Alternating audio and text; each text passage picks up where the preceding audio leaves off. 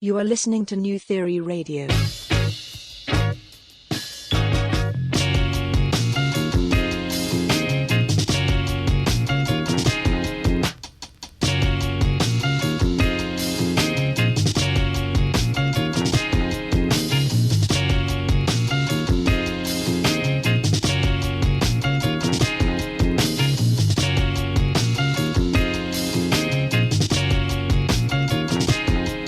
Theory Radio.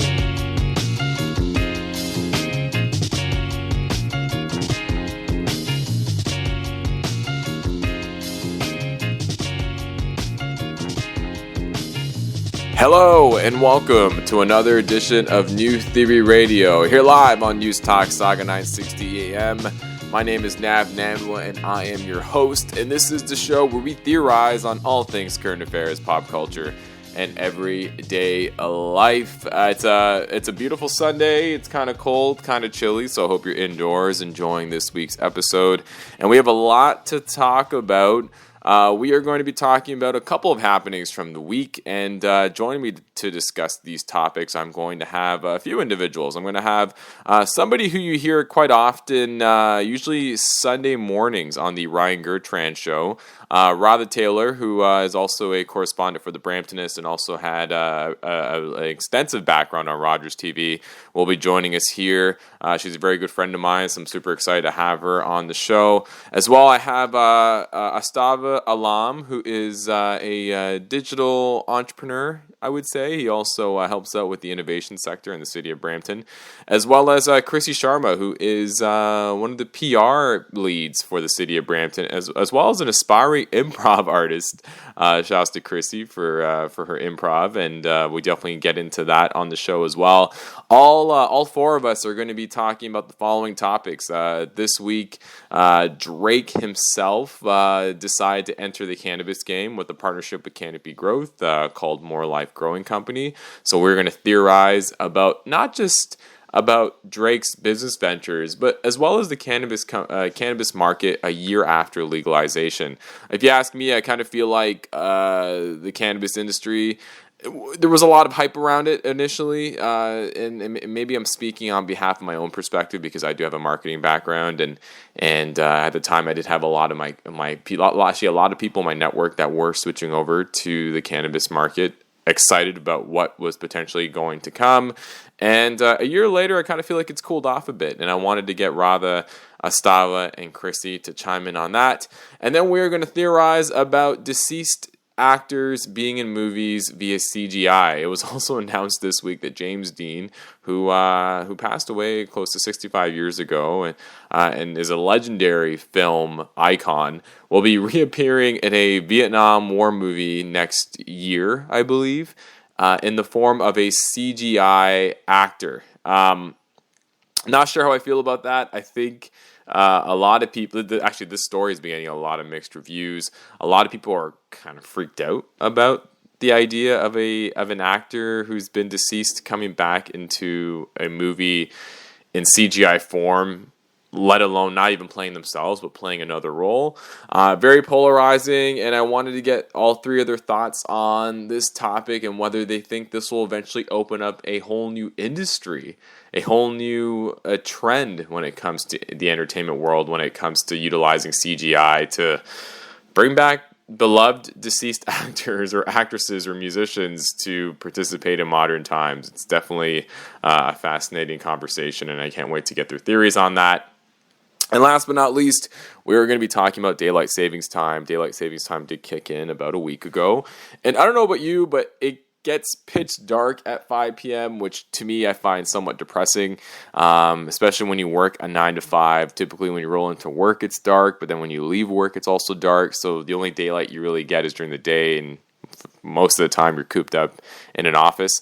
So I wanted to get Chrissy, Radha, and Astawa to chime in on daylight savings time and whether it should continue. There was a popular survey done for residents in BC this past week who were in favor of getting rid of daylight savings time or moving forward with permanent daylight savings time, as they preferred the time that would be in effect from March to November. And it's causing quite the debate, but there's also there's also depression that's linked to daylight savings time as well. And some people do feel the blues when it gets darker a lot earlier. So we get really, really deep on this. And I'm very excited for everyone to chime in on whether we should move forward with daylight savings time and whether this should still be a thing. And then for our community segment, I am actually going to be joined by another music mainstay here in the Peel region. Matt Zaddy just is a fantastic musician. He just released his new album called B, and Matt's been in the game for quite some time, and I'm very excited to have him on the show. We have a really good conversation, not only about his new album but about open mics. Matt has seen a lot of success participating and organizing open mics. He is somebody that's looked upon as a mentor, as a leader, kind of in the local music scene, and we get very deep on the whole concept of artist development and being able to put yourself out there, but also the organization side of open mics as well. So a lot of that happens on this week's episode. This is actually, I will mention, a lot of these interviews were pre-recorded, so you might hear some dated references, but again, we're super excited to bring you another edition of New Theory Radio here on News Talk Saga 960 AM. We're going to take a quick commercial break, but when we come back, we're going to be joined with Astawa, Radha, and Chrissy, and we're going to get things started talking about more life here on Saga 960 AM.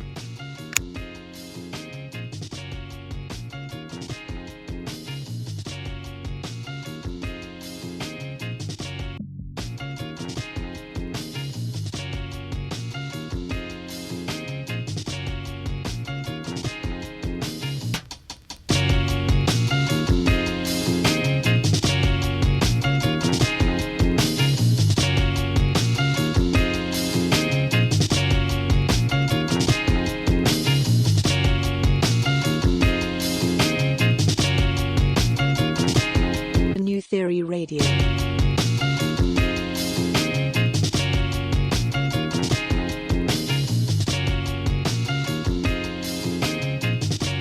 And we're back here on New Theory Radio on News Talk Saga 960 AM. My name is Nav Nanwa. I am your host, and this is the show where we theorize on all things current affairs, pop culture, and everyday life. And it's about that time that we start talking about some of the topics from the week. But before I do that, I want to welcome in some of our guests that are going to be joining me to talk about some of these amazing topics. I have to my right, he is an entrepreneur, a soon-to-be digital thought leader, and someone who's not afraid to motivate a crowd.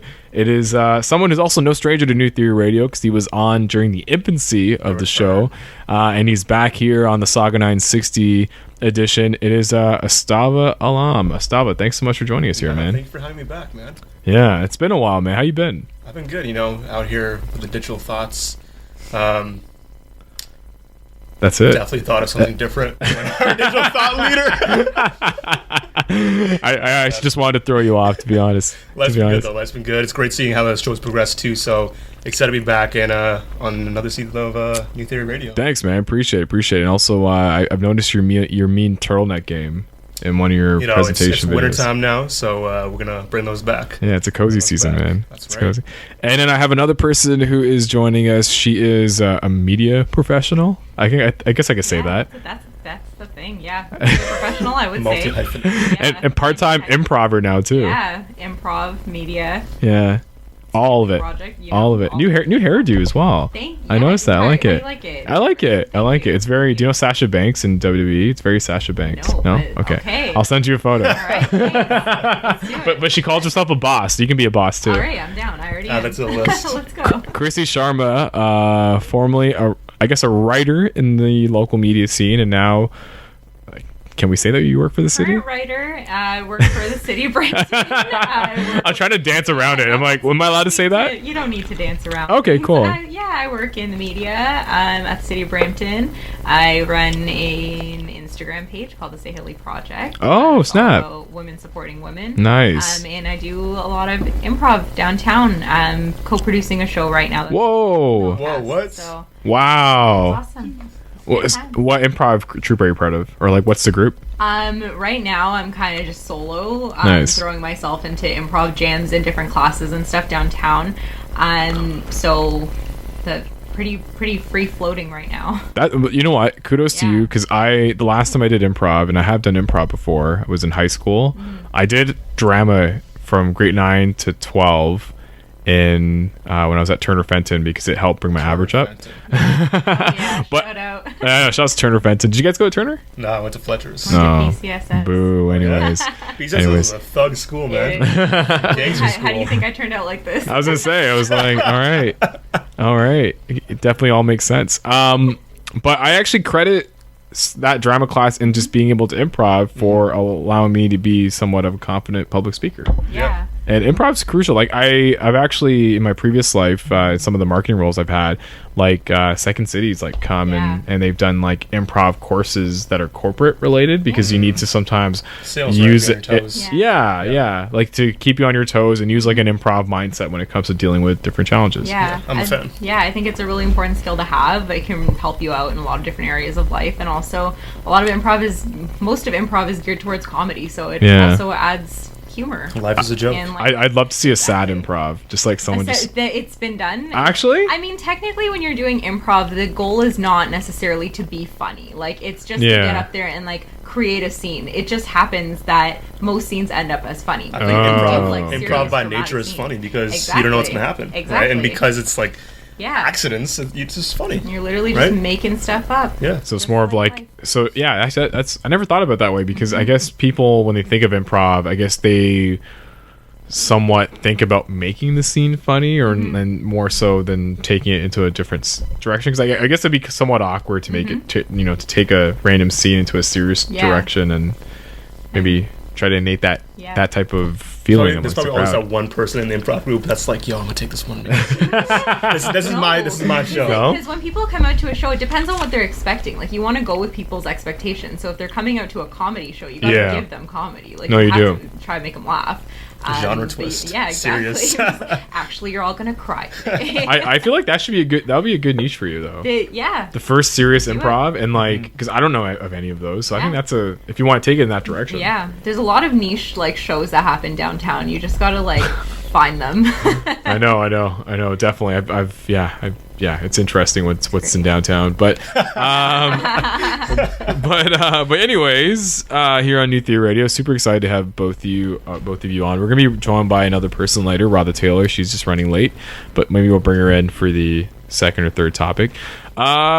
You guys are obviously both Drake fans. Yes, no, yeah. Yeah, 100%. Yeah. So let's talk about Cannabis and Drake. This week, Drake is the latest celebrity to enter the cannabis industry with the launch of his More Life growing company. The dude loves the term More Life. More life to you. In partnership with Canopy Growth. Canopy is like one of the biggest cannabis companies. Canadian, right? Yeah, Canadian led. They actually previously have, they've had partnerships with Snoop Dogg and. Yeah. Interesting. And I don't know about you guys, but it's cool that Drake's venturing into cannabis. Obviously, cannabis is being legal here in Canada. There's a lot of upside.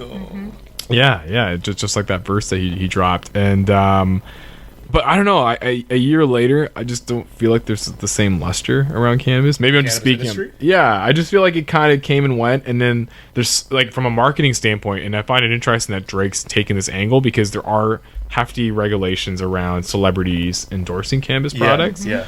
So just wanted to kind of get your theory as to why you think Drake maybe made this move, but also your overall thoughts on the cannabis industry a year after legalization. Like, does the industry interest you in any way? Do you still find it intriguing, or is it kind of just there? And maybe Chrissy will begin with you.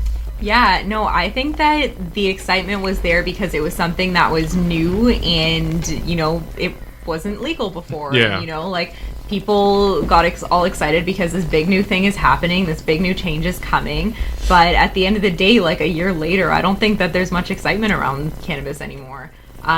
Because it's just become normalized. Like, I think that it's just so. Would you say we came down from the high?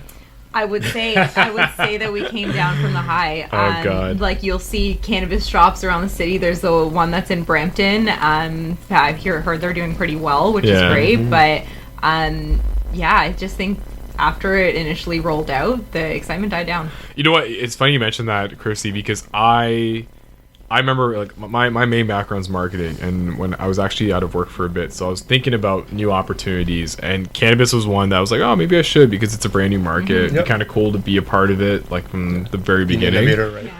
I got friends now that made that switch, and some of them actually quit cannabis companies because Yeah. they just feel like it was too restrictive and it wasn't what it was all cracked up to be. Some of them actually told me that it was fun leading up to legalization, and once legalization happened, it was kind of like meh. Like Yeah. it's It's a regular business now, right? regular business, Yeah. and I mean, Anticlimactic. yeah, and yeah, like a lot of people I know ended up just reverting back to other jobs, or they're gonna see it through in the hopes that regulation changes and there's more Yeah. marketing rules Yeah. attached to it, or sorry, more marketing leniencies. But I don't know, like it just seems like a polarizing industry still. yeah, I mean, there's a lot of parallels that you can draw with a lot of the aspects around the cannabis industry that we've seen in the past couple of years with things like drinking in Europe and things like Bitcoin. So with the first one, for example, part of the reason why it's so normalized now is because, like with drinking in Europe, for example, it's not like a big deal for kids in high school there. Kids in high school and college don't get wasted the same way kids in like North America do, because the drinking age is lower there. They've been drinking for a long time. Yeah. It's whatever for them. Yeah. So same with like marijuana here. Yeah. You know, at the time when it was becoming legalized, we spent our whole lives like looking at this thing as like illegal and scarce and all that. But now that it's commonplace, we treat it the same way teenagers in Europe treated drinking. Yeah. It's just accessible now, so we're used to it. So it's not that crazy thing. Which an upside to that is that people are a lot safer about it now. People are a lot more responsible about it now. So that's great. You know, we have less. I don't know if there's factual things that I can say behind this to say there's less, you know, drug dealers out there and slinging from your favorite pop dealer. Well, there is data out there saying that the black market's still alive. Yeah. Like people, like I'm not going to expose people, but I know a lot of people that still don't get it through Yeah. retail shops because they just, for them, it's just it's a hassle or it's not Yeah. the strain that they want. They just find it like they also find the actual experience not to be like legit. But Like those are growing pains, right? Yeah. Like, Yeah. so with the second point, and this ties into what you were saying about like people, you know, losing the motivation around it and going back to regular jobs. Like, if you look at something like Bitcoin, like when it first popped off, everyone jumped on board. Oh, Everyone was 100%. riding it. Everyone's making money off of it. People were cashing out, changed their whole lives. But then afterwards, people dropped off it because, you know, it came to a new low again. Same thing with like what we're seeing with marijuana right now. There's this huge anticipation building up to it. Yeah. But once you got to it and the bubble popped, then people started dropping off. Which is, when you think about it, that's how the life cycle of a new product yeah. looks like, Yeah. right? You Totally. have the whole, I think it's the Same. diffusion of innovation, right? You have your early adopters, your innovators, and then your laggards, and like the majority and all that. Yeah. And that's the same way. That's what happens with these industries too. So I think people who are sticking around with it will reap the benefits of it in the long term. But yeah, it's definitely, of course, lost the appeal that it had when it first popped off. Which, Yeah. you know, it happens. That's the way it's supposed to be. Chrissy, any additional thoughts? Well, I think just like swinging back to Drake and like the whole concept of him jumping on cannabis companies now a year later. Like, I think Drake could slap his name on anything and it would sell. So It seems like that, and well, it's funny because the way that they're describing this partnership is a collaboration. Well, it's a collaboration with Canopy Growth Corporation and centered around wellness, discovery, and overall personal man. growth. It sounds like an HR company. yeah, like an auction Where's or Radha? something. It does, yeah. It's and I get it. Like marijuana or cannabis yeah. is positioned as Yeah. something that can heal you, that can reduce pain. I think the positioning is kind of interesting. I feel like maybe they're kind of dancing around. I think it's very the fact timely. that- Oh, I think yeah. so. Definitely. I think two things about Drake's involvement now is very, very smart. One, because He waited a year. Yeah. he waited a year, Yeah. right? The hype died down. Yeah. So think about it. If you hopped in and bought Bitcoin, for example, when it was $10,000, you would have been $10,000 out. Yeah. But if you waited until the hype dropped out, and then you could buy it for $7 or like less, then you got it cheaper. Yeah. And that's kind of what Drake did here. Like, he didn't come in when the hype was there, when everybody else was doing it. He waited until the hype died down so he could get in at a quote unquote cheaper price, right? And the second thing with the positioning, him coming in at this time and positioning Canopy, or the company positioning it with Drake to be around health and wellness, is perfect with everything else we're seeing with gluten-free, vegan diets, yoga, right? All that stuff. So them positioning the company like that to be less about recreational party and stuff and to be more about health focus, very, very smart and timely with where we are in culture with everything else happening too. Especially because there's I think are beverages legal now? I think that's what just happened, or they're going to be legal. Yeah, like edibles? infusing like beer cannabis and things like that. Yeah, and I know that like a lot of the beverage positioning will be around like a healthy alternative versus like other beverages or something that's going to assist you with your well-being. But going back to Drake for a second, Chrissy, you brought up a funny point that Drake can slap his name on anything and it can sell.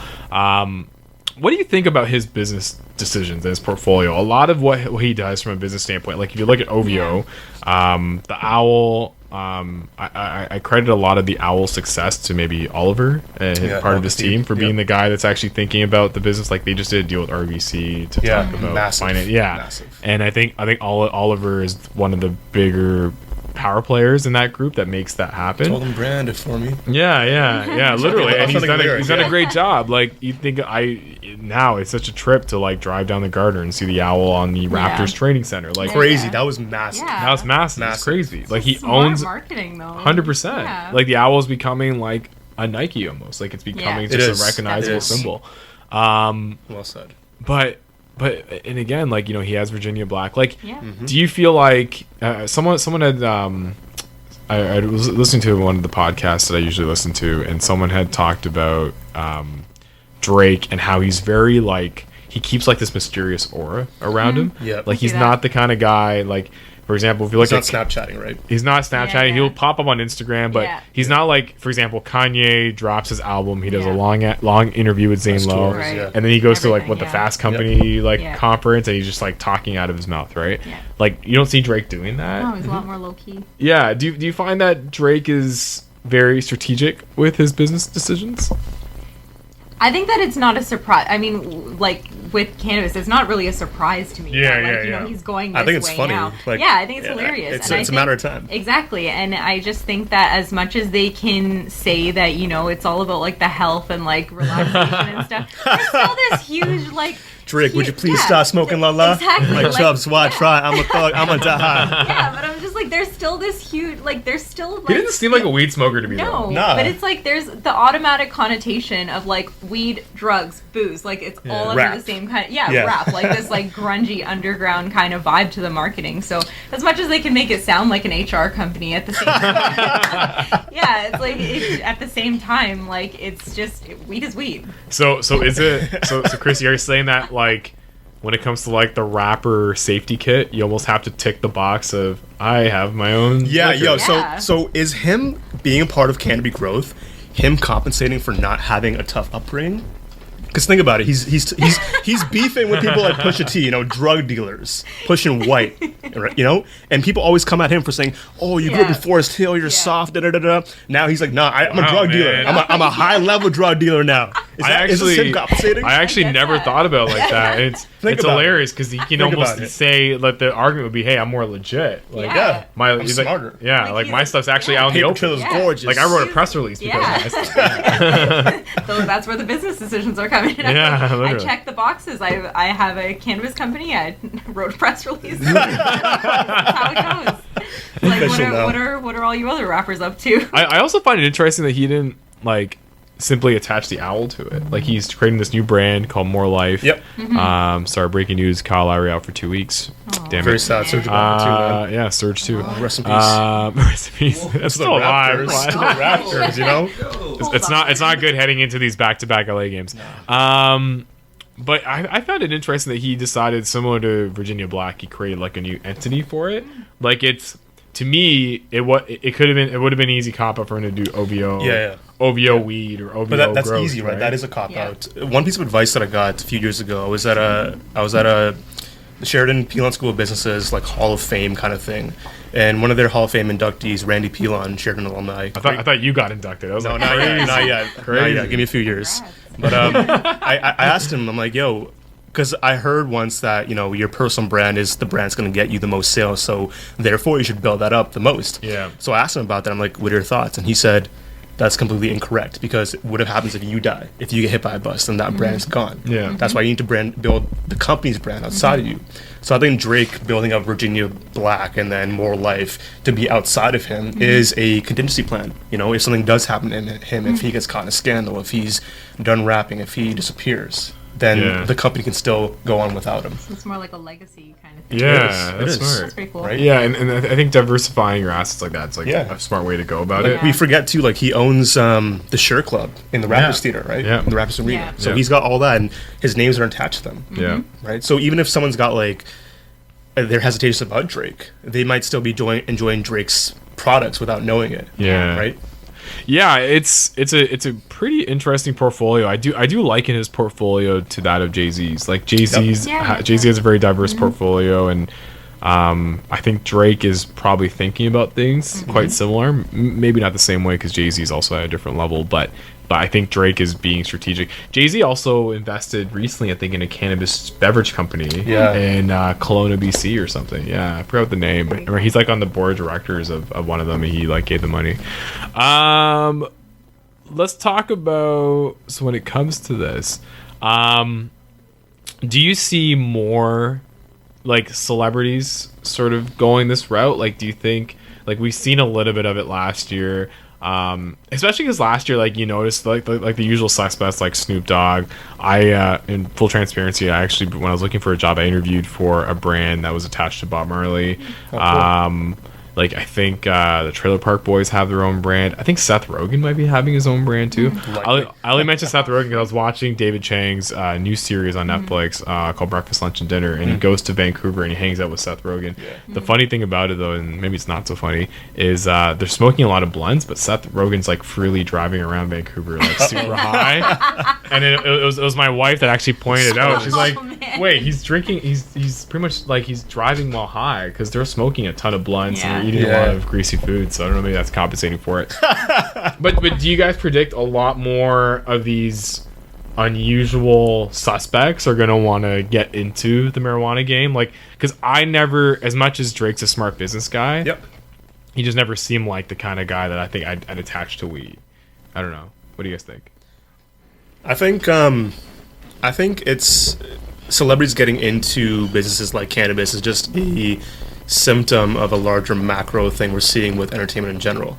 Like, we know entertainers in music and movies, they're not making as much money as they used to off of their music and movies, so they're getting into brand deals and investing in companies. Like G-Eazy's got his, like, I think a craft beer company too, right? So people are doing more and more of that. It's becoming more commonplace because people aren't making as much money off of the music and movies anymore, right? So I think we'll see more of it, and this is just the tip of the iceberg. Chrissy. Yeah, no, I think that if it fits with the celebrity's branding, then they're gonna go for companies that can attach to that. Like, I think that it's always been happening.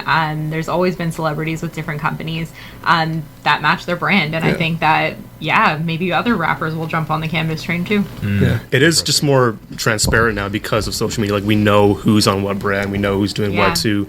And on the brand note, like, I think it's a smart move for companies to align themselves with these celebrities because the celebrities have an audience that the company, the producer of the good, might want, right? So it's a great marketing move for them too. But what's interesting is that with Canopy, Drake isn't just an influencer who was brought on board. Drake owns 60% of the company. So that's crazy. Insane, That's definitely a Hova move. That's a boss move. And he's doing that 100%. for the future. But it's really interesting that he's doing that instead of being an influencer. Right? It makes the connection a lot deeper. It's not, hey, Drake, be the face of this brand. It's like, hey, Drake, have a seat at the table. Right. And, like, be part of the long-term growth of this brand. But I also think company. that's how things are going now. Yeah, like, totally. like anyone who considers themselves like an influencer, you're not just a face anymore. Like, you have to actually be willing to be on the ground and getting your hands dirty and doing the work. And companies want that too. Companies don't want you to just post and dip and collect a check. They want you to actually be more involved and have skin in the game. I just laugh because I still remember when, like, BlackBerry was trying to come back and they made, like, Alicia Keys, like, the creative director, and then people found out she literally had no job. Like, it was like, oh, well, here, Alicia Keys, so take funny. this creative take director this. job, and then they slowly just phased her out, and then someone was like, she never even had Yeah, so email. that's a good question too. Like, how much involvement does Drake have? Yeah. Because 60% is you're basically running the company, and we know Drake's not doing that. Right. Exactly. So what is he doing then? If it's 60%, like, does it OVO has 60%, or is it like Drake has a seat at the table, like on? I think the he's board of probably directors? taking care of his wellness, if anything, and probably having more life. There you go. It's probably interesting. don't get high off your own supplies. I have another guest in house. Do you still contribute to the Bramptonist? I have to just a little bit on the back end. On the Okay. back end. Define contribute. Well, actually no, but you are on Ryan Gertran's show. I am. I'm one of the political panelists on Peel Weekly with Ryan Gertran on Nice. Sundays here at 9:60 a.m. Are you okay? So that's a new Radha special. Tailor. I didn't introduce her name. Yeah. But wait, are you the reason why he has that that soca theme song? That's like very like stock music. No, but I'm the reason why you hear the singing during the theme Oh. song when the mics are on. So I make fun of Ryan because Ryan has like the most like if you type in generic soca music in YouTube, it'll be his song. him. No way. And it's like and there's like a clap in the That's back. hilarious. Dun dun dun dun dun Literally. dun dun. And it's like the kind of thing that you would make like in GarageBand Nice. without even Yeah. trying. That's excellent. It's a shame if you like soca, you probably die inside. But yes, speaking of dying, Great segue. or something that's dead. So news came out this week that a CGI version of James Dean will be starring in a Vietnam War drama. If you don't know who James Dean is, he was like an iconic actor from like the 1950s. He only starred in what, 3 movies? Four movies in his That's entire awesome, life. So he passed away 64 years ago, I think, in a massive car accident. But the director of this movie that's being made got permission from his family to use a CGI version of him in a Vietnam War flick that's probably going to come out I think next year. I don't know about you guys, but I think that's kind of weird. I don't know how I feel about deceased actors. Breaking news. Serge Ibaka out indefinitely. Oh. That sucks. Can I say it? I'm really worried about this. I'm really worried about this LA run that we're going to be on. Kawhi's gonna as of laugh. tonight. Oh, man. You'll see this on Sunday. Hilarious. Anyways, going back to James Dean. I just find it weird that there's a CGI version of someone deceased starring in a movie. It's one thing, I think we talked about this off air. It's one thing for there to be like a Tupac hologram or something that's, I think there was like a Michael Jackson hologram for like an award show. But I don't know, like when you have a deceased CGI, a CGI version of a deceased actor in a movie playing a role, that's just weird. And I want to get all 3 of your theories on that. And because Radha, you just showed up, what are your thoughts on this? Do you think, are you excited to see James Dean in a movie next year? So I'm interested because I think it would be an interesting use of technology. Having said that, I can't believe that automation is coming to the acting field. Oh God! Cause, Such a nerd. but it's true because remember, like for the longest time, I think there's 2 parts of it. Number one, we're expecting that acting is a skill that you develop and therefore that's what you utilize. Like this is what you make your money off of, right? Interesting. So that's one part of it. Number 2, as a result of that, because it uses human emotions and it uses human acting, You would think it's hard to automate. it would be hard to automate. I mean, granted, this is going to take a long of time because it's CGI. You have to develop it. Yeah. But number 3, just because you put a person on a screen doesn't actually mean that the person, necessarily was acting, because there's someone else who's going to be voicing it. That voice still needs to be a voice actor. Yeah. So now are we misrepresenting acting on there?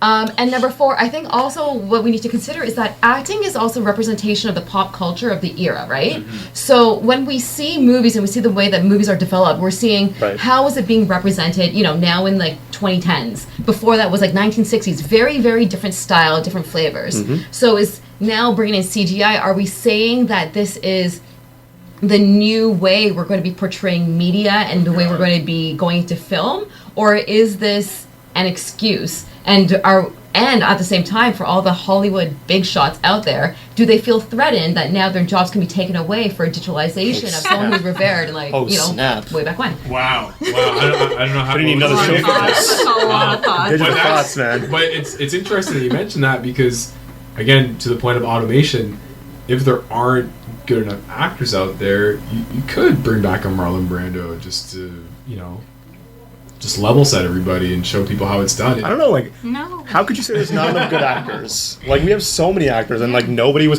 But it is interesting that Radha said, like, there was a certain style of acting for that era of film. So to ensure the authenticity of that movie, this period movie, did they need to go back and get a period reference in the form of a James Dean hologram? It's odd because there are going to be modern actors in there. So then I'm like, you can How do they contrast? Like, could you point out, like, oh, that's a just hire 2010 actor? I You just could just think hire a Leo, like Leo just exactly. sorry, no, It doesn't make any sense to bring someone back from the dead if they're not playing themselves.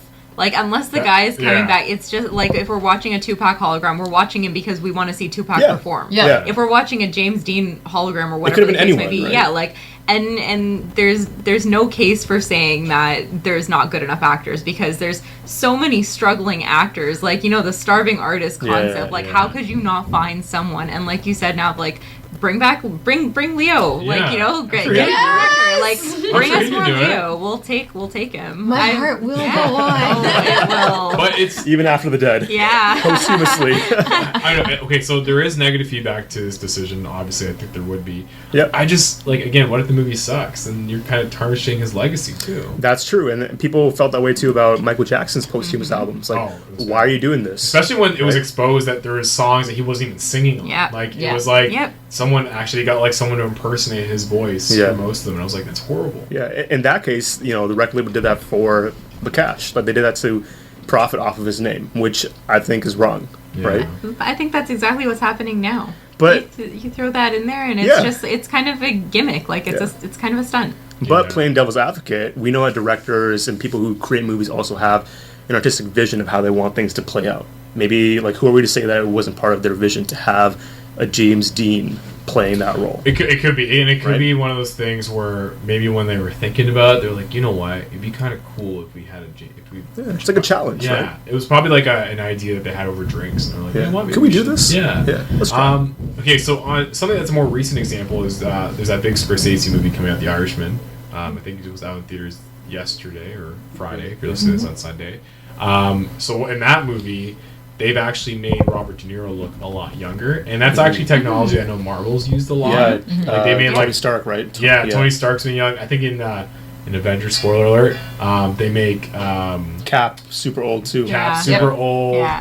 They make what's his name? Michael Douglas super young in that as well. I think they do that in Ant-Man as well. So I know, like, that's to me, even when CGI was doing that was kind of cool, but then I was also like, well, it's kind of scary as well, because in some ways, like, in some ways it's interesting because you're almost increasing the longevity of like a Robert De Niro.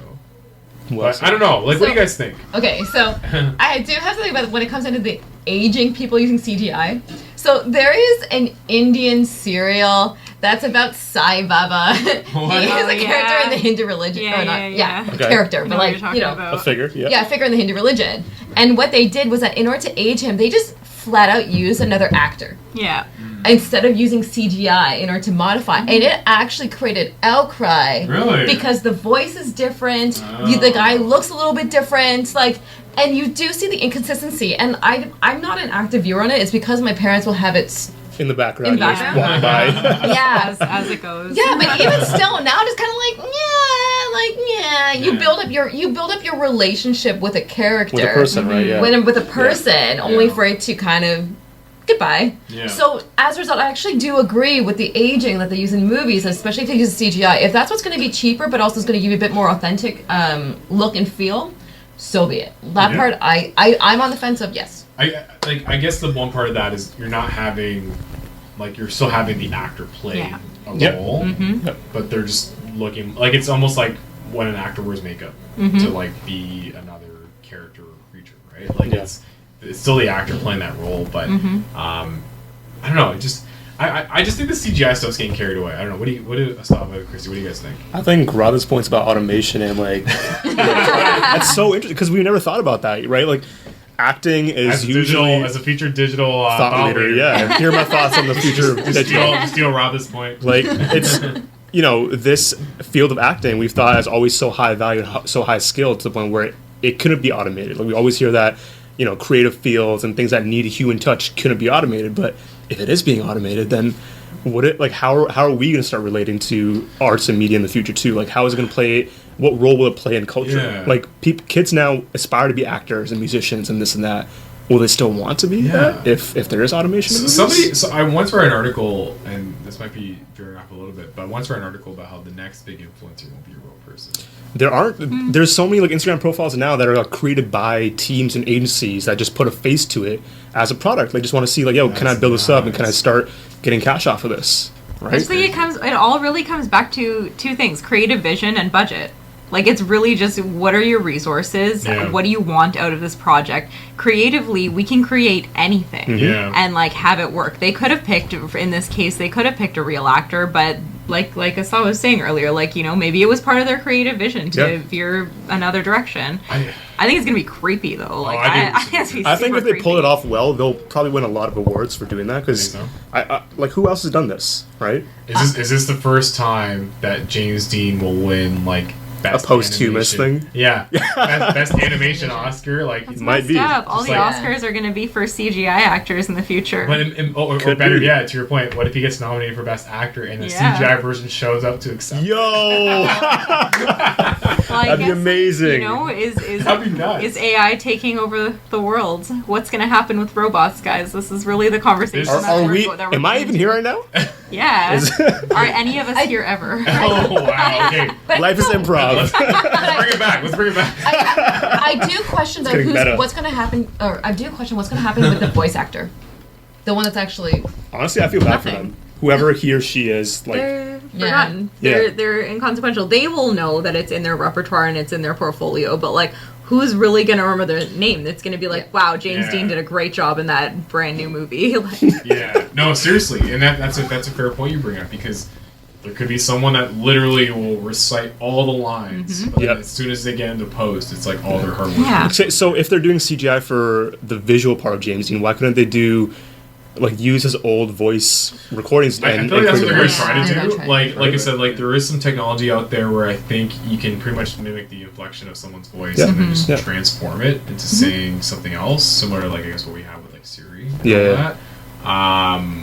But even then, yeah, like it's just scary. Like I think, and also what scares me about this too is if this becomes a success, does that open the door for more of these? Like, are we like, again, one of the other things that I saw too, especially when the Tupac hologram happened, is Tupac hologram going to go on tour and are people going to buy tickets to it? Like, is that what's going to happen? Because you know, as a society, we're also very obsessed with nostalgia too. Right, and we're obsessed with people. So think about this, right? Part of the reason we go and watch certain movies is because our favorite actors are in it, or, you know, so and so is paired up with so and so. We want to see how they work on screen. If that's what's attracting us to movies right now, and that's taken out of the equation, would we still want to go to the movies at the same frequency and volume that we do right now? Right? Yeah. Because it is that human part of it that attracts us to buy this product.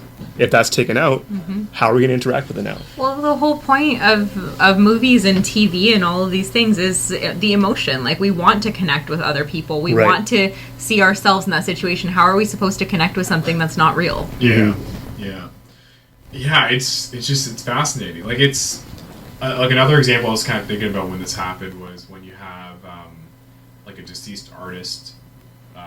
You get some of their, like, unreleased vocals Yep. that get put out, and, like, they get produced with someone modern, like Drake and Michael Jackson. Yeah, Drake and Michael Jackson was a big one. that actually existed. Yeah. Yeah. What was it called? Scorpion? It was Yeah, it was a man. good song, and Yeah, as it soon was as the good. That was a Michael good Jackson song? documentary hit, Drake's just stopped talking about it. But Yeah. Typical Drake style, you know? Oh, yeah. Very on brand. even, like, we're taking a hip hop example with the Gangstar just released a new album, and, like, Primo literally took Guru's old lyrics and just, like, produced around it. But That's then cool. again, it's also they used to work together, so it's like, okay, there's some merit there. Yeah, like, yeah. But I don't know. I just, again, this kind of scares me. Like, I think it wouldn't surprise me that this movie does well, and in 5 years we get a movie with Marlon Brando and James Dean, and it ends up becoming, like, one of the biggest summer blockbusters. I think it's inevitable. I think it's going to happen. Yeah. Yeah. Would you accept it? I'm Yeah. so passive about movies Really? Eh? that I'd be like, all right, let's see it. If it was on Netflix. Netflix, yeah. I would No, no. Unless it was Harry Potter. Yeah. I'm like, yeah. That's hilarious. Any other thoughts before we move on? Before we go to commercial break? No, I mean, it's cool. I mean, he got permission from the family to do it, so I don't understand. I don't think there's much merit to the fans being outraged about it if the family said it's okay. Yeah. Right? So you know, if you went and did your due diligence and you checked off all the right boxes, then for sure do what you want, right? That too. Like, I think the fact that the family did sign off on it, I know a lot of concern that comes when it comes to someone deceased being used for like new media purposes. Like their estate doesn't know about it or anything. Their estate knowing. Even like I remember when Drake, a couple like I think like almost 10 years ago, he wanted to produce like an Aaliyah album, and everyone's like, well, we never had her permission. Like, come on, man, and they just kind of dropped it. Right. Like that was a big deal for a lot of people. Where they were like, yeah, maybe you should kind of get permission from her family before you do something like that. But I guess from the fan side, it's like the fans view their legacy a certain way than the family would. Yeah. So the fans might be scared, like, yo, if you do this and you get carried away, would you harm or tarnish the legacy that we have in our minds of so and so? Yeah, because right? The family's probably thinking, hey, this is an opportunity to introduce royalties, James man. Dean, Yeah, get that check. like royalties, and Yeah. also introduce him to a new audience. Yeah. Yeah. Probably go back and watch all of his old movies after Maybe, that. yeah. But like, The three of them? Yeah, three of them. yeah. Yes, 4.5 hours of movie watching. Oh yeah. Oh yeah. Oh, I just man. at the end of the day, we're all gonna watch it. I'm just Yeah, I've thinking already about- seen them. I love James Dean. Yeah, Biggest sorry. fan. And the one part I'm thinking about is, yes, do you even know who James Dean was? Yeah, I did. Who did you What? think James Dean was? He's an actor from 1950s. He did 3 movies. Okay, so- He Yeah, comes back with right. hologram. When I sent Astawa the topics, he thought James Dean was a porn. I think that's the cap of our generation. I think it's time for a commercial break. CGI's entering porn now? Are you a Generation Z or are you a millennial? I don't know what I am. You're a millennial. 95. 95. Right? Oh, he's on the cusp. Okay. Yeah, Yeah, Oh, you're like right there. Oh my god. I see Anyways, you're 90. I'm 94. Yeah, So you're on 94. its Yeah. age. yeah, and we're 88, 87. Yeah. I'm grandma. So, Good contrast, though. There you go. the part I'm actually curious about is that how is this going to affect ticket sales?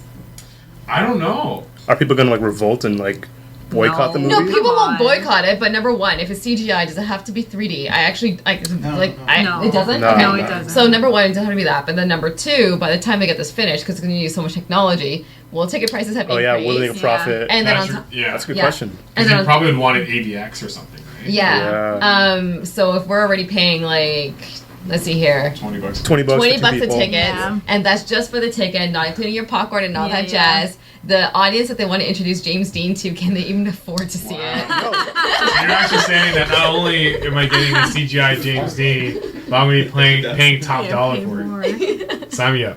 I'm down. Oh god, this is such an interesting topic. It's kind of scary. I don't know. It is, man. It's very, I mean, creepy. the audience thing is interesting too because does my generation, people younger than me, do they know who? I don't know who James Dean is. Like, and would I be compelled to go watch a movie with him, even if it's CGI, quote unquote, and all this new tech? Probably not.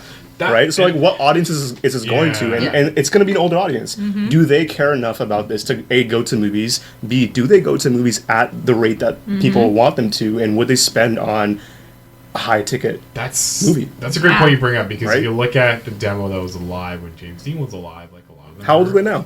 They're beyond Gen X, right? Okay, boomer. Yeah. I was Okay, boomer. Yeah, there you go. Nice. Like it's just one of those things. It's meme, right? It's like yeah. Like, are you attracting the right guy? I don't know, it's interesting. It's really interesting. It kind of because, and again, I was at the relate wrestling to this, but it just also scares me about CGI wrestling matches that could take place with like Andre the In Giant VR. coming back. Yeah. It's like running left and No further injuries. It's okay. People can save themselves. Yes. I mean, There it's you the go. same CGI thing with the talent, sports, right? Yeah. It's and still like James Naismith the showing up with the longevity of Raptors for the next Raptors championship parade. That'd be Ibaka's sick. not going on the game. We just talked about Drake and marijuana. We talked about James Dean and CGI, and then Drake came up again in that conversation. We'll see if Drake comes up in Daylight Savings Time. Daylight Savings Time hit us last week, and I don't know about you guys, but I noticed that like 5 p.m. it gets pitch dark. Yes, Which it does. is it just me? But has that always been happening? Like it doesn't Yes. feel like it has. Like It's a thing. It's a thing. it is scary. Yeah. Like, I just noticed it now because maybe because of the office that I work at have big windows. Hmm. But I'll be like Oh, at yeah, 4:30. I'm like at my Yeah. desk. I turn around. It's like how long have I been here for? Yeah. It's nuts. It's dark when I got in. Yeah, literally, Yeah. it is. Yeah. Ever since I've been working in marketing, so I guess the last 6-7 years, I've always had a 3-hour daily commute. Really? Yeah, so it's so gosh. noticeable when you can see like you wake up when it's Oh. nighttime. By the time you get to the train station or on transit, it's still Yeah. night. Yeah. You get there and you finally have some light, Yeah. but then it starts to get dark around 3 o'clock. By the time you leave to go home at 5, Oh it's my like God. you might as well be in bed. It's like Yeah. it's and to your point, like even just leaving the house at like 8, it's like when it starts to not get dark. Yeah. Like it starts to, you see the sun get up. But there's been times now, like where I currently live, like if I drop my wife off to the GO station at 7:30, it's like pitch dark. It's almost like I wake up at 6:30 doing like the night shift or something. But a couple of places, I think Vancouver recently voted that they didn't want daylight savings time. What the heck? You can just like opt out? Yeah. So there's a lot of discussion around daylight savings time, whether it should still be a thing. But I also wanted to get all three of your opinions as to how you guys cope with daylight savings time, because I myself, it is kind of sad, like especially when you get up at normal time, when you start to notice night in the morning and at night. It can be somewhat depressing, especially when you are at your desk all day, that you don't really see any daylight. But yeah, let's just get your theories on daylight savings time and whether you think it should still be a thing. Maybe Chrissy will begin with you. Yeah, I don't get it. I literally think that it throws all of our bodies out of whack. People get more sluggish generally, and it's not uncommon to have seasonal depression. And I think that that's something that, you know, we talk about, but feeling it is something entirely different. So I don't know. I'm not a fan of daylight savings. I think I get confused by it, and like I definitely feel the negative feelings around this time of year. I just want to correct myself. It's actually a BC survey that showed that there's overwhelming support for permanent daylight savings time in Vancouver. So would it be What do like, you mean? yeah, which one? Because it's So it two, would be. Yeah. We'll just go through it. which is even more confusing. Yeah. One sec. Sorry, okay, so it says that 93% of respondents to a provincial government survey who want to switch to permanent daylight savings time is a staggering number that shows British Columbians are fed up with the twice-a-year clock change. Yeah. So what this consist of? The highest engagement survey. Maintaining the current system. So So the thing that happened a week ago, was that ending or starting? okay, so an overwhelming majority supported a permanent switch to DST, which is currently in effect from March to November. So when we pull the clocks back in March, they'd want it to stay like that. Oh, They okay. don't They want it spring to- forward. They spring forward. Yeah, spring forward and then fall. go back Yeah. in the fall. Yeah, spring forward, fall back. Oh, right. Yeah. Yes. Yes. Like That's how you remember. More life. that'd be our first T-shirt idea. Only dropping Merch. He's a new entrepreneur. Yeah, I know. What a straight up. thought leader. You're getting slogged on this one. But Chrissy, I think the fact Yeah. you bring up the depression associated Yeah. with that is, I think, very important, because I think that depression kind of creeps up on you, like does. without you even knowing, like without you even sort of sensing it. You just get sad that like, oh, it's so dark outside. Yeah. Like, that's how I've been feeling this week. Where if I go to work in the morning and then I even like again at the time like leaving at 5 is like, oh, thank God I can leave at 5 Yeah. p.m. Right. But now when you like leave at 5 p.m. It's it's like dark. pitch dark. You're like, oh, Wait, okay. did I even come in? Yeah. Yeah. Am I even real? Yeah, are we CGI? here? It just goes Yeah. back. I don't know. Radha, what are your thoughts? So I was just reading about this. Apparently, the purpose of the daylight savings time is to just maximize the general use of the daytime hours. So I was trying to see if it had any type of, interaction when it comes to farming or any type of like. Industrial age, right? Yeah. Not too much. Apparently, it's literally just because to maximize use of hours, which is fine. I personally, I think literally the only concern that I usually have with daylight savings time is number one, it takes me around 1 day to adjust. Yeah. I'm tired. Number two, we have more car accidents on the road. And that part to me is just like, hey, y'all gotta get your stuff in check. Like, go take transit, use active transportation, get your cars off the road. But after that, so funny enough, we're talking about this. So I actually bought my parents one of the sad therapy lamps. So there's ones you can get in Costco and like all this other stuff, and they're like 60, and those ones are, I say that in quotation marks, are like $60. You put them on a desk, and you have like all these lumens coming at you, and you're like, oh my god, I'm emulating sunlight. It's lovely. I have one of those. Yeah, but what it actually is though is that the problem with those is that number one, it actually doesn't have the strong lumens, so it still doesn't actually help defeat the sad therapy. And then number two, also you have to think about radiation. So the one I actually got them was actually made in Toronto or North York with like physician help from UHN. So it can actually emulate like the light coming up, shining down. You're 18 inches away from the screen. You read it with your morning newspaper, whatever. But so of course I asked my parents, And on top of that, the medical condition that they have, sometimes we'll go meet other people that are using Yeah. it. People really, really like it, like, because since it emulates pure sunlight at such a good rate, and you're protected from the radiation because it mostly uses fluorescent bulbs, then people really are finding that it helps improve their mood. If they have any type of symptoms of, for in this case, it's like rheumatoid as well as something else that's a degenerative disease, stop the progression of this in the medical form. So if you're going to have that, then I feel like it doesn't even matter now if you have daylight savings. SAT is going to hit whether or not because it's dark. Yeah. So if that's the case, like, get on that, get prepared, and just be ready to rumble, because either way, you're going to have to deal with it. I should probably get that reco on that lamp, because in my new place we have big windows, and with daylight savings time, like, it's hard for me to even get up in the morning because of how dark it is. Like, I still assume that it's like 5 a.m. I can sleep some more, but it's actually like 6:45 or 7. And I should get up, and it's such a trip. Like, it's honestly a trip, because sometimes for me the natural sunlight will ultimately wake me up, because you get the glow on your face and all that. But I don't know, that's so if we didn't do daylight savings time now, would it mean that it would get pitch dark at 4:30? Would that be No, I think it'd be like, what, 6? 6? Yeah. 'Cause it gets- Six. yeah. I think it would just because we be pull the regular. clocks back. Yeah. It fell back. Oh, Yeah. It'd be 6. Yeah, so it would just be regular time. Yeah. I actually don't mind that. Like, I just don't see the point. Yeah. Like, the sun would rise later, I think, or would set later. Well, no, yeah. it would be earlier. It would be 6, yeah. But I guess it just depends then on the type of person you are. Like, if you're a morning person, you probably want the sunshine in the morning. If you're an afternoon, evening person, you may want the sunshine in the afternoon, evening.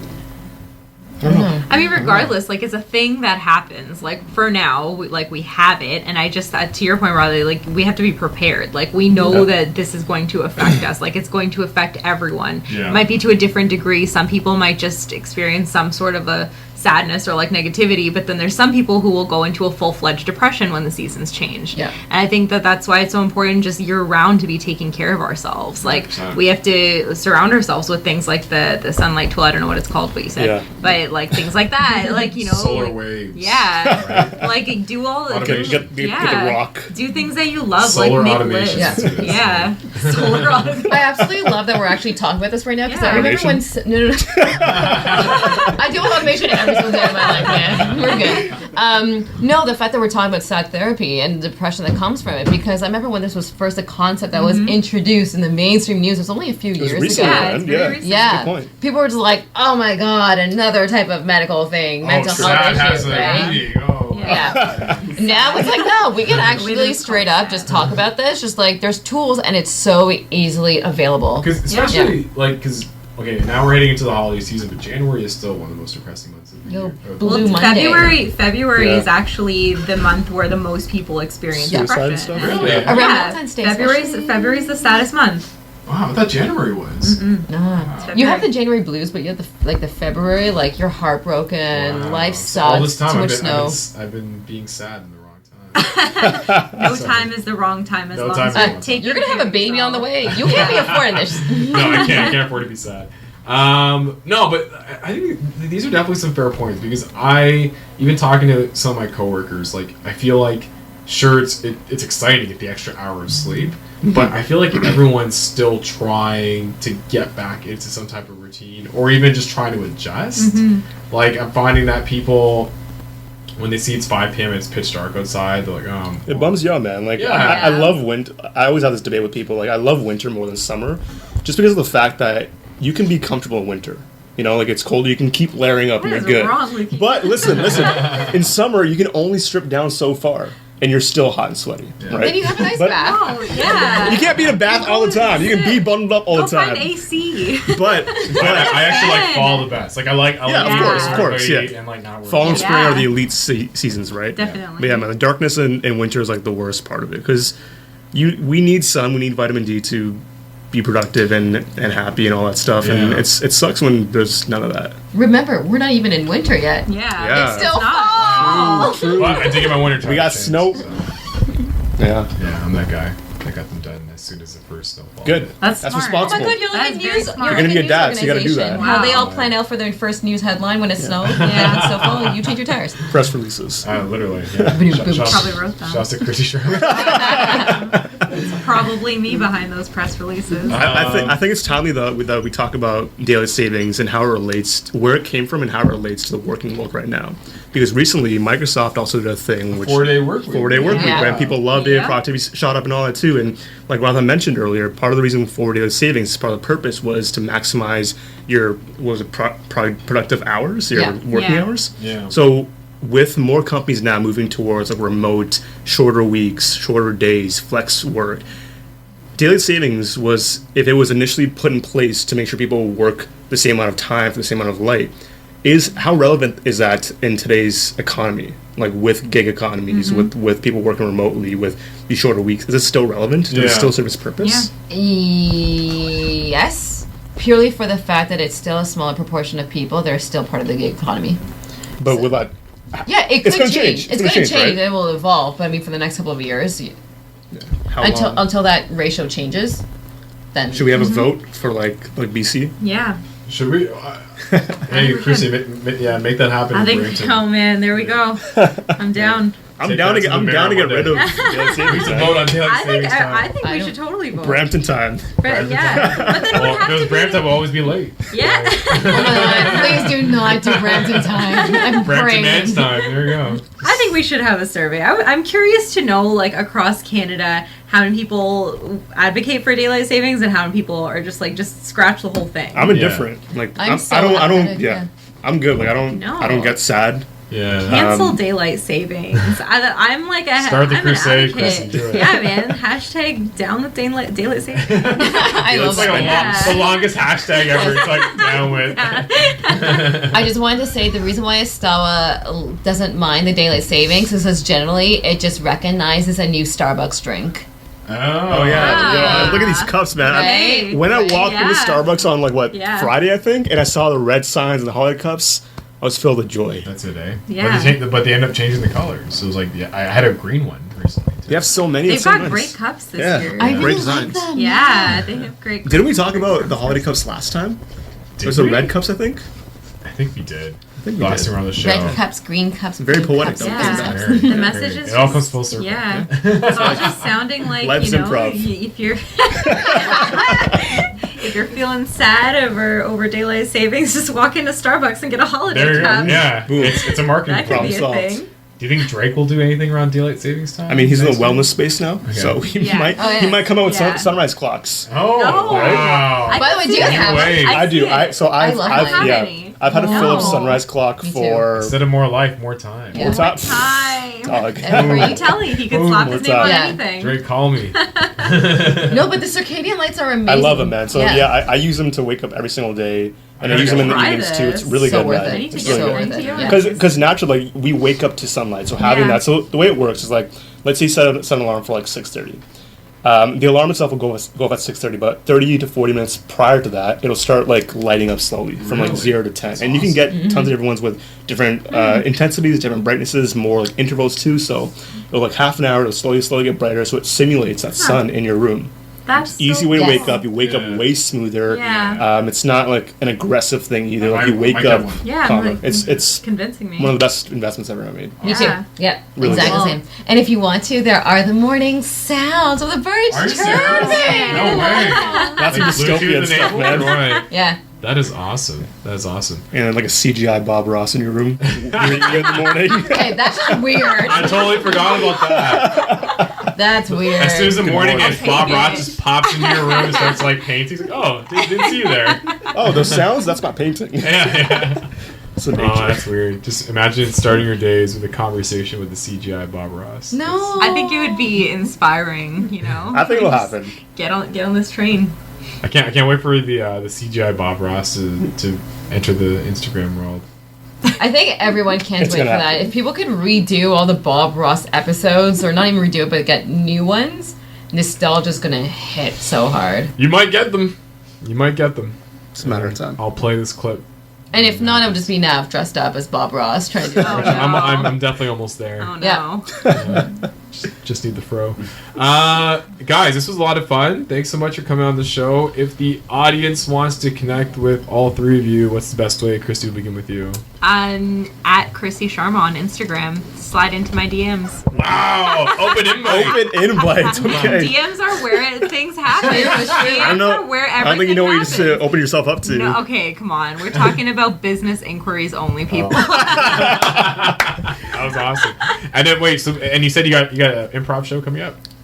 Yes, I co-produce an improv show in Toronto. It's called Ma'am, You're Making a Scene. And it's happening. Nice. It's That's an sick. all-female cast, and it's happening on the 21st. All proceeds go to charity. That's awesome. So if you want to check that out, find me on Instagram, and everything will be there. It's the 21st of November. Yep. Oh, so it's like 21st next November. week? No. Yeah, ish. Crazy. Yeah. Yeah, I'll definitely come check it out if I Yeah. don't have my kid. Astawa Alam. Yes, you can Working. find me leading the digital thoughts on Instagram at a.stawa. That or wearing some digital turtlenecks. Yes, yeah. it's that season, CGI man. turtlenecks. Am I even wearing anything? I know. Are we even here? Yeah, exactly. Are we even here? And rather, how do people connect with you? On my, LinkedIn. I literally have nothing prolific to say right now. Radha Tailor, Radha, Tailor like you're a needle pulling thread. But please, please do not slide into my DMs to ask me where they can find my tailor shop. Oh. Yes, it has happened this month, and I would I'm appreciate it if surprised it's you not haven't jumped you. on that yet. You haven't just bought a tailor and just owned it. Oh, Radha man. Tailors. That could be That'd be prolific. that could be your brand. Yeah. Just own it. Guys, I don't know how to sew. Not yet. Not yet. With like a subgroup photo in the background. Oh, of course, of course. Oh my god. Awesome. We're going to take a quick commercial break. When we come back, we're going to be joined by local artist Matt Zaddy, and we're going to talk about his new album, B, here on New Theory Radio on News Talk Saga 960 AM. We'll be right back. Great.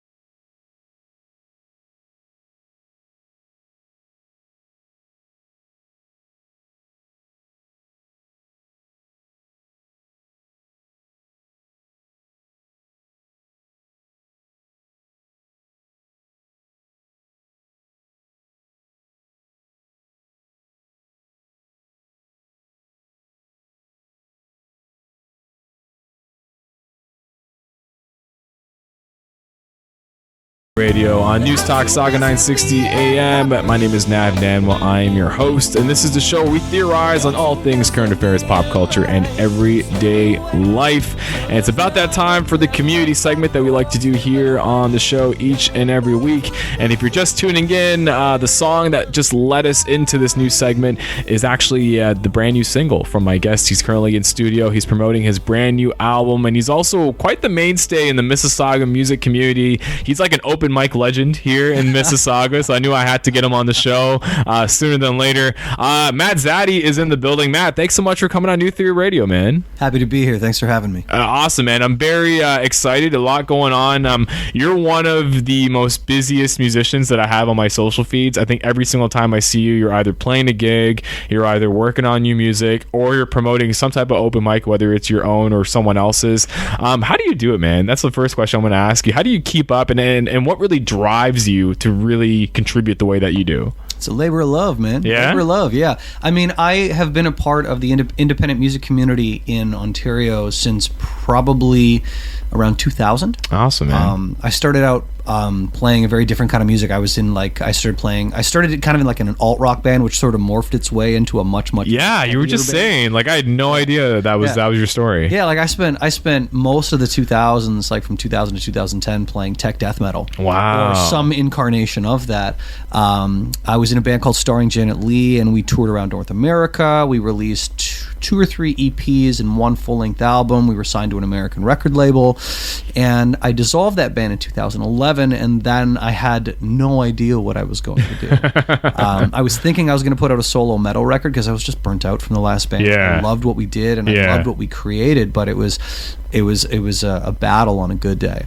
Yeah. And I was playing a lot of acoustic guitar at the time, and I was hosting this kind of rotating open mic at this one bar in Streetsville, which closed down. Oh no. And then I went to Cucullins and proposed it to them, and it took off. Really? It became this kind of mainstay of the Streetsville community. And because I was playing so much acoustic guitar, I had all these thoughts kind of going through my head about what I was working on for the last 10 years, and it just made its way into these tunes. And I really liked the songs, and the response I was getting from it was super positive. So I said, well, I really need to pursue this. And that's how the whole Matt Zaddy thing came about, aside from it just being my nickname for the last 20 years. His last name is Zadkovich. Zadkovich, that's right. Yes. Yeah. So yeah, it was one of those things that was, I'd say, a happy accident, or more like it felt right, and I went in that direction. Yeah. But you know what? Like, there's a lot of artists. Like, I kind of equate this journey similar to what you see with like a Dallas Green, right? Yeah. With City Well, he and played Colour. in Alexis on Fire. Man, like a screamo band, like a picture them, but much, much, much heavier. That's what I was. So doing. you said tech death metal. Was that be like something like Orgy and like very much like tech Heavier. Wow. What's the heaviest band you've ever heard? Ooh. Have you heard Slayer? I have. Yes. They were heavier than Slayer. Really? Yeah. So you guys were heavy. Yeah, it was like, think like Machine Guns with like postmodern jazz harmony. Wow. Yeah, so it was very, very heavy, very intense. It was funny, actually. I had a student of mine yesterday that was asking what I was doing. Yeah. And I put on one of the songs, and for a second, because the songs are very complicated, I forgot that I was listening to my own band. I'm like, oh, that's a cool riff. Oh man, I wrote that riff.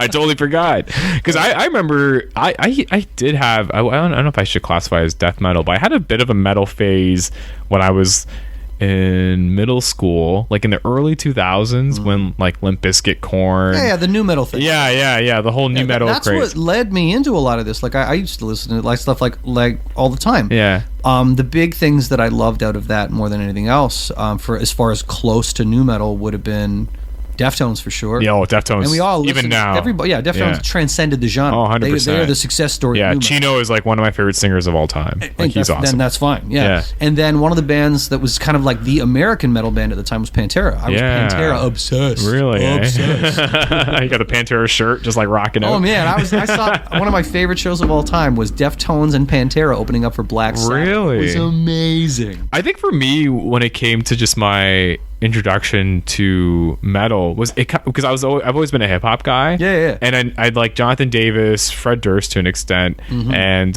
even Chino Moreno. Like, they had elements of hip hop. Yeah, like they were rapping. Like, I remember Back to School, the track by Deftones, and like it's like the first time you heard Chino actually just rap a full 16, and I was like, oh my god, like this is so sick. I was gonna say all of us got a little bit of rap in our background. Yeah. Like I was a huge Gangstar fan. Oh, and new album just came out. He was my guy. Yeah, Guru, man. Guru. Yeah. Legendary. Yeah. Actually, it was crazy because I had listened to Gangstar, and my dad put on Guru, and I'm like, you need to hear the new album, man. Yeah, the new album's awesome. Cool. Premier pretty much put together with his vocals, because Guru passed away in 2010. But it is awesome. For me, it's like such a throwback to like the hip hop that I've always loved. Yeah, that's still my favorite hip hop. Yeah. When I see guys now that use that flavor as opposed to like the mumbly kind of stuff, the mumble rap. I got a hard time with mumble. Oh, me too, man. I actually want to hear what they're actually saying. Yeah. Another aspect of you that's awesome, man, is you mentioned the open mics and how you pretty much started in Streetsville, and then it just kind of grew. You recently at the Mississauga Music Awards won Best Promoter, and I remember you jumped on stage and you were like, it's kind of interesting that because you never looked at it, these open mics as being a promoter. Like, explain that to me. Sure. Yeah. I mean, when I first started doing it, it was something that I got asked to do that I happened to be good at. Yeah. It was not. Event hosting was not something that I had really planned on, but that's kind of what I do with these things. But because I care about them, I do go above and beyond. Yeah. Like, I join half the performers when they play. If people want to be accompanied by me, I'll learn a song for them on a continual basis. Awesome, man. That's great. Like, I had somebody perform on Thursday. They asked me to learn I can't even remember the name of the song. Louis Campaldi. Yeah. Someone Loved You or something. I don't know. Anyways, but like it's one of those things, like it matters to me. Yeah. Like it really does, because I mean Mississauga or Peel region in general used to have a thriving independent music scene where there were shows going on all the time. Oh man. And they were all ages shows. Yeah. And they were at churches and Masonic lodges and community centers, and a good chunk of the scene that I grew up on dried up. It was a healthy scene too. Oh, like dude. people were supporting each other, Man, and like every Friday night, Yeah. there was a point in time in my 20s where I was going to 5 shows a week, and these were not Toronto shows. Yeah. I might go to Toronto once a month. It was Oakville, Burlington, Mississauga, Hamilton, yes, Yeah. Brampton especially. The Bramley United Church at Howden and Vaughan, man. I spent some of the best shows I've ever seen in my life Really? in that church. was that during like when, like, I guess Monine? Yeah. One of my favorite shows of all time was in 2000, and it was Monine opening up for the Weaker Thans. Wow, And their really? Tour for their first tour for Left and Leaving, which is their pinnacle record. Yeah, yeah. And that show changed my life. Really? Like, That's that's awesome. one of my favorite albums of all time. Yeah. And I've seen probably, I don't know how many shows there over the years, but I saw Monine there a bunch. I played there a bunch. Yeah. There was also the First Baptist Church did shows. And then in Mississauga, like Streetsville had the Masonic Lodge. Yeah. And that's where, well, they were Pez, and then they became Billy Talent. Yeah. That's where they were playing. I mean, Yeah. I saw Alexis on Fire in that, in that Masonic When Lodge. just hanging out, have a couple beers, that's playing a it. show. Yeah, it was Alexis on Fire, and I think this other like metal band called At the Mercy of Inspiration. It was amazing. Yeah. It was a great day. But that's the issue, man, with Peel. And I know the city of Brampton, because that's where I'm from. Like, I know talking to officials there, you know, they're trying to work to create more spaces for live music. yeah. But you know, by right now they're opening up the Roast Theater Studio as a consistent venue where music's I've happening. talked to Danny about that because Yeah. he's a friend of mine. Yeah. And I love the fact that he's partnering with local organizations. Oh, it's to get awesome. local music in there. We need that. Like I have, you know, I mean, I'm friends with the guys. Help me out here. Julie. Sound Drive. Sound Drive. Yeah. Sound Drive. Like Francesco and those guys. And, Shouts to Sound Drive. Yeah. And I love what they're doing because it's important to foster that, because, you know, local music is local until it's too big to be local. Yeah. But everybody starts there. Oh, Don't care who totally. you are. And it's a big deal too for a Brampton artist to say, "Hey, play the Roast Theater," because it's such a mainstay venue in downtown and Brampton. the Living Arts Center, with what it's been Yeah. doing, the partnerships with like Mississauga Music. Yep. Like I've been fortunate enough that I've probably played the Living Arts Center in some capacity, like Yeah. Canada Day and things like that, probably about a half a dozen times, maybe more. But most people who are artists in the city haven't had the opportunity to do that. No. And it's pretty great. Yeah. You know? Now Mississauga has a music development officer, Yeah. which is amazing. Corey's a good guy. Yeah, Corey's awesome. and he's worked in this sector a long time. He knows what he's doing, and he's gonna. I'm really confident that he's going to really help to make Mississauga much more of a music city. The fact that they have a music strategist, is definitely amazing. forward thinking, man. Oh, 100%. And he's, like I said, when I first heard about this job, I had people like, "Oh, are you gonna go for it?" I'm like, I want to play. Yeah. Somebody else do that, and I'll work with them. And I'm really glad that it was Corey, because like the instant he and I met, like I'm like, okay, he's my people. Yeah, Like, he gets it. He gets the music scene. He performed in it for a long time. Yeah. And he understands big picture strategy. I want to actually go a bit deeper on open mics. What's your theory on open mics? Like, do you think nowadays open mics are still crucial when it comes to getting your music out there? I've actually seen some open mics on my Facebook and on my social media where there's like 30 artists that are performing at an open mic, and you're just like, is this who's actually like it just sounds daunting. Like, as someone that might want to go have a couple of drinks and go see some cool live music. I'm a big fan of live music. Whenever I go to any type of bar and I see someone playing, it really just makes my day, because they're either playing the classics or they're playing some originals, and it's good to hear some new stuff as well. But then I see some people that I get the vibe, and this is just me speaking on behalf of someone that goes to these open mics to hear good music, that either it's daunting with the amount of people that they have involved, or it seems very opportunistic. It seems like everybody wants to throw an open mic because they're probably thinking about the money that they're making, or even just the fact that they want to almost take recognition for someone that's potentially going to blow up, or someone that's potentially using that open mic as a platform to get better. So what's your thoughts on that, man? I think each person who hosts these things has their own motives. Really? You're Yeah? absolutely correct. Yeah. I can't speak for them. I can only speak for why I do it. I have some events where I usually cap out around 15, maybe Yeah. 20 performers because they're later events Yeah. based on the location. Yeah. Or they're all ages versus 19 plus. That Yeah. sometimes limits who can and will be there. Yeah.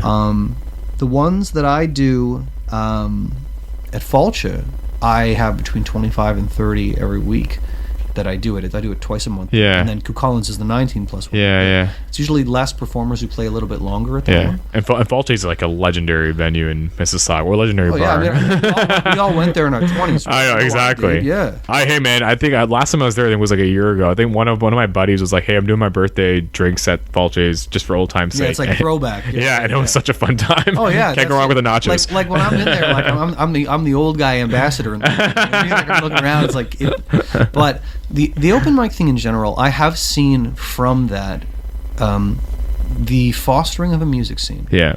Because we don't have a lot of original live music venues in town, these became a place where people networked, people worked on their live performance chops, they worked on testing out material. Yeah. And we all, like, I try to foster a very collaborative environment where I will introduce other musicians to other musicians that are looking for somebody to work with. If somebody wants some honest feedback, I will give it to them. Yeah. And I try to treat it as an environment to inspire people because I rebuilt and rediscovered myself through hosting an open mic. Yeah. Straight up. Like all the gigs that I have in Mississauga started with me hosting an open mic at Cucullins. Somebody saw me play there that liked me and said, "Hey, well, you should play with us," or "Hey, you should come play my venue." Amazing. So I can speak to their power because I'm a full-time musician who built his performing at an open mic. So people are like, open mics, so they're not good for... I'm like, you don't know what you're talking about when you say that, because I get the idea that there are some people, like I've seen some people, and like I said, I'm not going to go into details. Yeah, no worries, there are some man. people that host where it felt very much to me like it was like a marketing ploy, as opposed to fostering a community. I grew up in a music scene where the first thing that came to my mind when I went to a show was, what could I do to help? And this is what I can do to help. I can help people work on their stage chops. I can teach people a little bit about live sound. I can introduce them to like-minded people that want to make something and develop their art. I can share music entrepreneurship strategies, and I do. I had a young hip hop guy at one of my open mics was talking about putting out music, and I said, "Well, what's your plan?" And he kind of looked at me sideways like he needed one. He had like no idea. I said to him, well, these are 10 things you should consider. And I'm happy to talk to you about this anytime. Yeah, good for you, man. Yeah. Because you know what I find in this industry, and I see this a lot. I see a lot of parallels with the music industry, with also sort of the media industry as well. Is it's very easy to fall into a trap where someone is using one of these levers as a marketing tool, or using it as a way to boost their own agenda versus actually thinking about the development aspect of it. And I don't think that there's anything wrong. Like, people know about me through these open mics. And I'll be honest, I have benefited from it in a positive way. But for me, these open mics are like, this is part of my living. Like, I get paid to do this. Totally. But my intentions with this go far above and beyond a few bucks. I think long term with these things, like, this is part of our music community. It's like here. Development. It's like mentorship. 100%. There's a lot of mentorship involved with this, because I've met a lot of younger musicians who are they're very naive about how the industry works, and I'm by no means an expert, but I do make a living doing this, so I know enough that this is my livelihood, and I'm happy to share that with anyone, because I don't take an adversarial approach to this. I take a collaborative approach that's saying there's enough work out there for everybody, and we all get ahead when we work together. What's, as an artist who's just starting out, because even the idea of an open mic can be somewhat intimidating, just being able to finally maybe step out of your bedroom or step out of your basement and actually show people music that you've been working on, and like, what advice would you give someone who is thinking about doing an open mic to share some of their music, but maybe is a little intimidated with how people might receive it? Tell them to talk to me. Yeah. Like, it's one of those things that I love it. The best thing I can say to somebody is, do it wrong until you do it right. Yeah. People are so worried about going up and making a mistake. How many mistakes I've made live? I just learn from them. Yeah. And open mics are a really great environment because it is a non-confrontational environment. If somebody would start to booing somebody at a show, I'd say, get the hell out. Like I don't tolerate that kind of stuff in my open exactly. You mics. shouldn't. I want this to be an environment that fosters talent, not discourages it. Yeah. So when someone gets up there and they're nervous as hell, I will give them pointers on what they can do to work in that space. But there is no substitute for live performance. You can play in your bedroom as much as you like.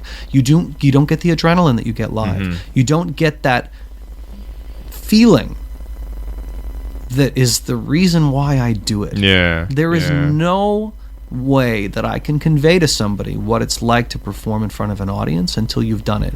You get nervousness, you get excitement, you get adrenaline, you get serenity, you get all these things. You get perfect moments. Yeah. I've had time. I did my CD release show the other day for my new record, and there was a couple of moments in that show where I looked out and I saw people smiling and singing, and my band and we were so locked in. Yeah. I could have lived in that moment for the rest of my life. Yeah, that's awesome. And it's powerful. Yeah. And when you can experience something like that, there's a rush you get. You'll want it more. Now, some people are going to get it and get freaked out by it, but you don't know until you try. And it's one of those things that learning how to be an entertainer, because music is a source of entertainment, takes practice. You can do it in front of a mirror, you can do it in front of a camera, but doing it in front of a live audience is a very, very different thing, because you feel different when you do it. Yeah. And you need to know yourself in that environment. Like some people, and this is not a criticism, some people have a stage persona, and then they have a different persona that they are in their real life. Yep. My stage persona is me. I'm no different when I am on stage.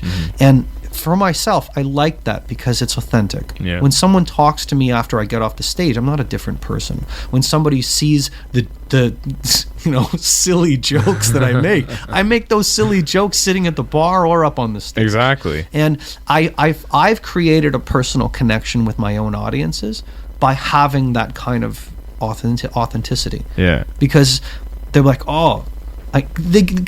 when you see a show, when it's one of mine, you are getting to know me in the best way that I know how to be me. And that makes a difference. And I try to, when I have performers come up, I say, there's, how should I say? What should I do? I said, well, 1, you should introduce yourself.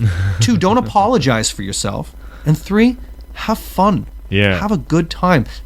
Show the joy that you feel making music in your performance. And it's important because I think a lot of people, especially in this industry, become their own worst enemy. They second guess things. They just don't have the courage. Some people even feel, based on the advent of technology, is open mics even, and again, this isn't my feedback, this is just feedback that I've heard. No, of course, I get it. It's just like, is open mics very amateur? Like, is it something that's not going to get me where I need to be? And I think people just need to get grounded. It's a starting point. It is, 100%. Like, I don't expect that if somebody wants to have a full-time career that they're going to be playing open mics forever, unless they're doing it for fun. Yeah. But for those who don't have any performance chops, or are who need to gain that experience first, it's a great place to start, where people are not going to be very critical. I will be constructively critical if you ask me. I'm there to give pointers if you want. If some people aren't interested in my opinion, that's fine. I'm just there to make a night good for everybody. Totally. But yeah, like, I know great bands that have formed out of these. That have gone on to do tours across the country. So people saying, there's no point. Where is your music community? Yeah. Is it on the internet? How do you rehearse that? I mean, nowadays you kind of almost can, but it's not the same. There's a vibe you get from being in a room with music, which I think has been lost on a newer generation that's used to music being on a playlist in the background. Yeah. Music for you and I, that's been our foreground. Like, I lived it. I lived it before I even performed it. Like, I was at shows screaming the words out, feeling that intensity, being a part of something. Yeah. And in a community that doesn't have a lot of original live music venues, that's what these things are.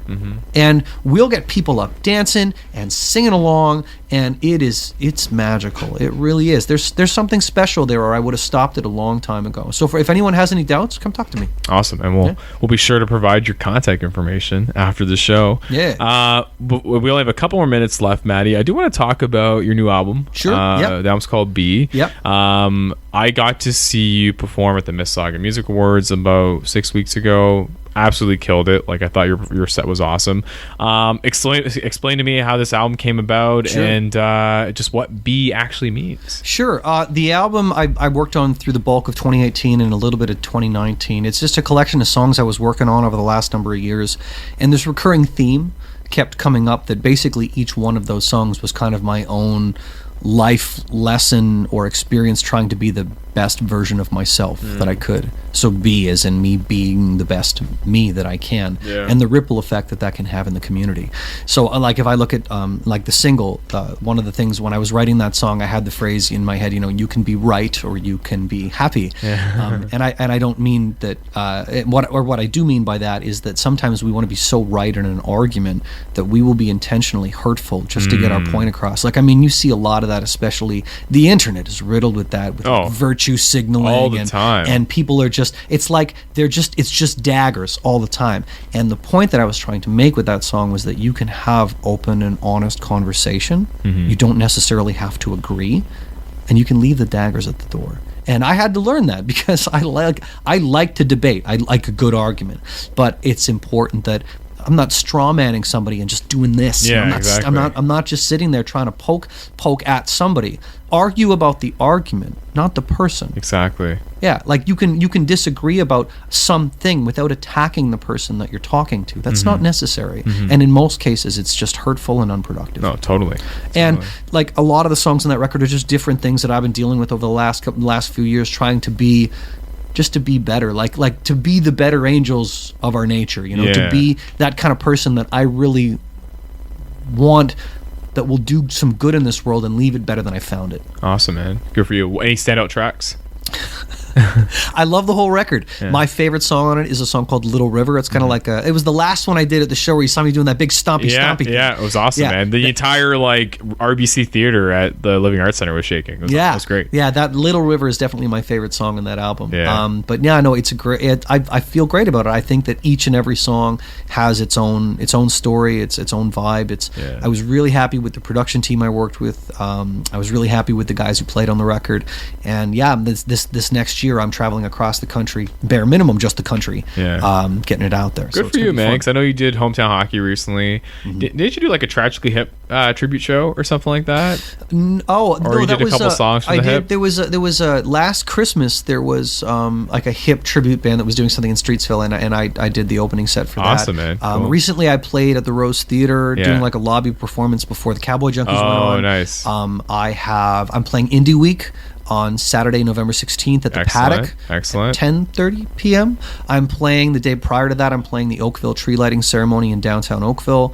I think the following weekend I'm playing the Flying Monkeys Brewery in Barrie. Wow. And then you're telling me that your holiday season's like rammed. Yeah, I got And some of that is showcase gigs like this, and some of it is private and corporate stuff, because I do a bunch of different types of performances. Yeah. And I'd be happy to come back on and talk all about that. Hey, man, we'll definitely get you on, and big shouts to your wife Heather as well. Heather she's been like a rock through me through this whole process, because I've been very involved. She also released an album as well. Her record is amazing. Yeah, it's like the tunes are so good. She is a I love the jazz vibe, man. Yeah, no, that's it. Like she is a songwriting wizard. Yeah, like she writes melodic hooks where I'm like, man, that's better than anything I'm ever gonna write. I think next time I'm gonna have to have Heather and you on, and I'd love to just even the next time I have you guys on, maybe have a deeper conversation regarding being married but then supporting each other's art. I think that's a whole other episode. I think you're right. Like there is a dynamic there where we contribute to each other's projects, and we do some writing together, but also being able to really support the person in what they're doing it's important. Well, it's important if you want your marriage to last, but it's also important because what they're doing, each of us individually, aside from one another, has a lot of value, and then what we do together also has it. Exactly. Yeah. If any of you listeners want to check out the album, where can they purchase it or listen to it? Sure. Yeah. I mean, if you search Matt Zaddy. That's Zaddy. I always say Zaddy like daddy. If you type that name on the internet, it will come up on every major streaming site. MattZaddy.com is my website. If anyone wants to email me, I'm always welcome to that. It's just info@mattzaddy.com. Excellent. And every streaming site has it. It's like I said, where you find music, it will be there. And you can buy, I guess, the physical copy at Sunrise Records. Physical copy is at Sunrise Records at Erin Mills Town Center. They are going to be carrying my shirts very soon as well. Excellent. I'll also have a new web store up. I'm working on it right now. Yeah. I'm hoping to have it up within a week. And then if people want to buy the physical copy, I'm happy to mail it to them. Or if you're in the local area, like I said, I host a bunch of community open mic things, and I always have my merch there available. Awesome, as well. man. Good for you, Matt. Keep up the good work. Congrats on the new album. I can't wait to listen to it. Yeah, man, it's just some good, fun folk rock, rhythm and blues. Hey, man, we definitely need that nowadays, considering that the weather's getting bad. So it'll definitely keep you warm. That's Matt Zaddy, everybody. And yes, this actually concludes this week's episode of New Theory Radio. Thank you so much for tuning in. A big shout outs to Matt, as well as Chrissy, Radha, and Astawa for joining me earlier. If you want to connect with me, it's at Nav Nanwa on Instagram, at nnanwa on Twitter. If you want to connect with New Theory Radio, it's at New Theory Radio across Facebook, Instagram, and Twitter. This show will be repeating tomorrow from 8 to 10 p.m. on Saga 960 and will be available in podcast form on Tuesdays on iTunes and Spotify. Please follow us. Please subscribe. Thank you so much, and you will hear all of us next time. Peace.